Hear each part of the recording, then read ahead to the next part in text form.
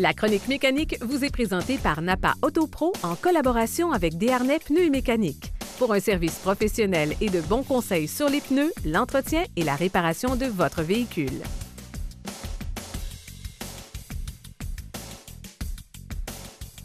Voilà, nous sommes de retour. Je suis maintenant accompagné de M. Jean-Guy Roy de Desharnais Pneus et Mécanique. Salut Jean-Guy. Salut Daniel. Alors Jean-Guy, les chroniques de pneus sont terminées. Maintenant, c'est le temps de penser à sa voiture. Côté mécanique, de bien l'entretenir. Évidemment, nous avons des hivers quand même assez spéciaux ici. C'est rigoureux. Donc, notre voiture doit être quand même très prête, mécaniquement parlant. Absolument, Daniel. On a beau être bien chaussé. Qu'est-ce qu'il faut faire à notre véhicule? Premièrement, il faut qu'il démarre. C'est la première des choses en hiver qu'on lui demande. Donc, si notre système électrique sur le véhicule est adéquat, ça, c'est déjà une bonne chose. Deuxième des choses, aussi, rouler en sécurité. Premièrement, avoir une bonne vision, se faire voir. Également, s'assurer que toutes les lumières qui peuvent nous identifier sur la route soient en fonction. Et également notre moteur. Notre moteur aussi, parce que lui aussi, il souffre de l'hiver rigoureux. Nous aussi, on a beau se vêtir adéquatement. Notre moteur, lui, il faut qu'il y ait des soins appropriés, justement, pour traverser cette période-là. On sait qu'on soumet notre véhicule à des changements de température très brusques. On part de moins 20, moins 30, et on veut monter la température, on veut réchauffer l'habitacle, on veut que le moteur, l'huile circule bien dans tous les chemins d'huile, les canalisations, cet effet dans le moteur. Mais il faut qu'il y ait les bons soins appropriés en partant.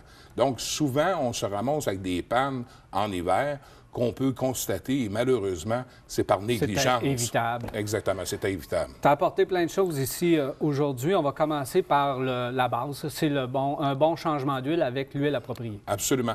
L'huile, qu'est-ce qu'il faut faire? C'est qu'il faut comprendre une chose qui est minimaliste et puis de base quand même, c'est le grade d'huile qui est approprié, qui est recommandé du manufacturier, qu'il faut respecter. On change plus ça aujourd'hui, Jean-Guy. Non, c'est ça. Avant ça, on avait l'huile d'hiver, l'huile d'été, ça c'est révolu, mais le grade d'huile. Puis on voit qu'on a cherché beaucoup et on a évolué beaucoup sur les grades d'huile. On parle comme ici, j'ai dans les mains 0W20. 0W20, ça veut dire le premier chiffre, c'est l'écoulement qu'on a à froid et 20, l'écoulement de la protection à chaud. Et à ce moment-là, pourquoi qu'on a diminué ces chiffres-là? Ça veut dire qu'on a beaucoup plus de liquide, beaucoup plus d'écoulement. C'est que l'architecture des moteurs d'aujourd'hui... C'est de plus en plus petit, là. Exactement. Puis les chemins d'huile aussi sont beaucoup plus fins, beaucoup plus étroits. Donc, ça nous prend de l'huile qui circule bien adéquatement. Et on sait aussi l'effet qu'une vidange d'huile, si on n'est pas faite adéquatement au bon moment, pour l'hiver, elle s'est accumulée de la condensation dans l'huile et ça va faire que ça va obstruer ces chemins d'huile-là.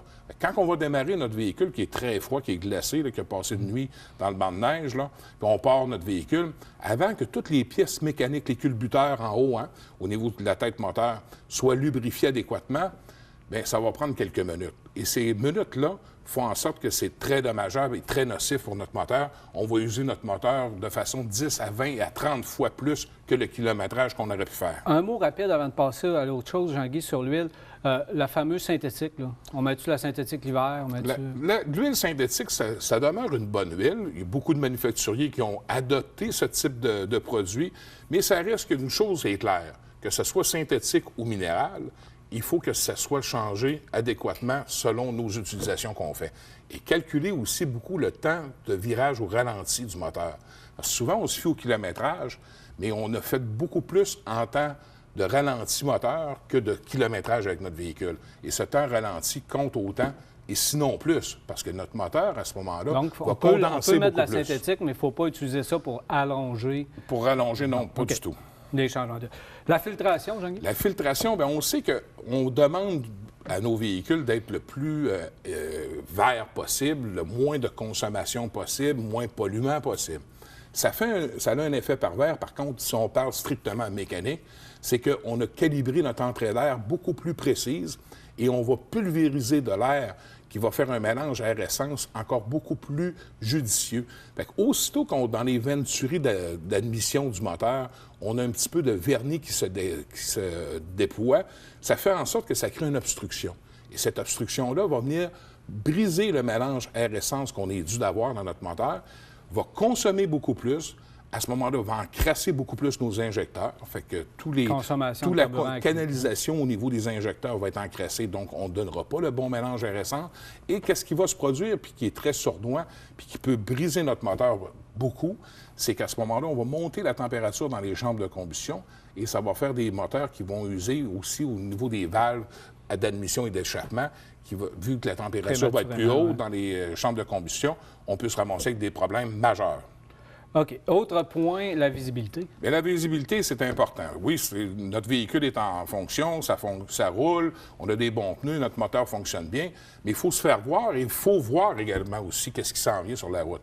Premièrement, ça commence par l'essuie-glace. Bien, l'essuie-glace, il se vend toutes sortes de types d'essuie-glace aujourd'hui, mais qu'est-ce qu'il faut être très pointilleux là-dessus? C'est que la forme des pare-brises sur nos véhicules d'aujourd'hui a évolué beaucoup. Et ça prend des essuie-glaces maintenant avec des multipoints. Pourquoi des multipoints? C'est que l'essuie-glace, le grand bas d'essuie-glace qu'on voit, se casse, se fragmente à plusieurs endroits avec un système de suspension et qui va épouser beaucoup plus la forme. Et ça, c'est important. Puis, des fois, on a tendance, la lame d'essuie-glace, on dit « Ah, c'est bon, l'essuie-glace, il est encore là. » Non. Quand on a une grosse neige mouillante là, qui colle au pare-brise, puis qu'on est obligé de sortir le bras puis secouer notre essuie-glace parce que la neige colle après, ou qu'il laisse de grandes stries sur le pare-brise et bouche notre visibilité, à ce moment-là, on aurait dû faire le remplacement de nos essuie-glaces lorsqu'on a posé nos pneus. Parce que ça va de pair ensemble, puis c'est une habitude à prendre. Puis d'avoir de bons essuie-glaces, on se gâte beaucoup, puis on repose beaucoup en tant que conducteur aussi quand on a une belle visibilité. L'autre chose qui est important, qui va de pair avec ça, c'est le fameux système Aquapil. On en a parlé, ça fait des années qu'on en parle. C'est une fine couche, une fine pellicule qu'on met sur notre pare-brise. Et ça, c'est vraiment étonnant. Puis on économise beaucoup de lave-glace aussi. Donc, si on veut faire une économie de lave-glace et avoir toujours une bonne visibilité, l'Aquapil, c'est quand même très bon. Rapidement, le phare, il faut les nettoyer, le phare, c'est une sécurité. Oui, polissage de phare, on a un bel exemple ici. Parce qu'au fil des ans, avec notre véhicule, on ne s'en rend pas compte. L'essuie-glace va se détériorer, notre phare en avant va venir terni, comme ça. À ce moment-là, ça va diminuer la luminosité qu'on va projeter. Donc, les gens vont nous voir moins et nous, on va voir moins également sur la route. Donc, un polissage de phare, ça s'impose aussi l'automne. C'est rare que tu nous amènes des genres de petits gadgets, là, mais, je pense que là, tu es pas mal fier de celui-là. Oui, ça, c'est un petit gadget intéressant parce que moi, je trouve qu'au niveau... de sécurité aussi. De sécurité. C'est au niveau du format. C'est un espèce de chargeur booster kit qu'on appelle. Mettons que votre batterie est défaillante ou bien que votre copain est au bureau, votre collègue est en trouble. Moi, j'ai ce qu'il faut. Fait qu'on sort notre petit kit qui est très miniaturé. Ben oui, c'est vraiment tout petit. C'est miniature, c'est vraiment le fun.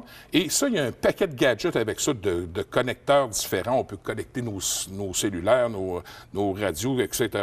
pour charger. Mais garde cette grosseur-là. Et j'ai fait le test moi-même sur des véhicules diesel. Et ce petit booster-là peut faire un démarrage. Fait que c'est quand même intéressant. Puis c'est la grosseur que je trouve qui est le fun. Fait qu'on est rendu maintenant qu'on distribue ça pour, justement, parce que les consommateurs nous en demandent beaucoup. Et aussi l'été, quand on fait du caravaning et tout ça, c'est toujours plaisant d'avoir ça sous la main. Vraiment intéressant. Alors, Jean-Guy, évidemment, il faut aller vous voir pour faire l'entretien ou se procurer ce genre de petites gadgets. L'entretien préventif, ça passe par une vérification générale de tous les liquides. Parce qu'on parle de l'huile à moteur, mais on a beaucoup de sortes de liquides sur notre véhicule. Que ce soit l'huile à frein, l'huile à servo-direction, l'huile à transmission. Mais à ce moment-là, on a des gadgets comme ça qui font en sorte qu'on est capable de faire un diagnostic de l'état des lubrifiants. À ce moment-là, ça nous donne un bon compte-rendu. Rapide et efficace. Merci beaucoup, Jean-Guy. Plaisir. Alors voilà, M. Jean Guéroy de Desharnais Pneus et Mécanique. On n'a pas fini de parler de mécanique. On va poursuivre au cours des prochaines semaines. Alors, on s'en va à l'essai du RX de Lexus et on vous revient.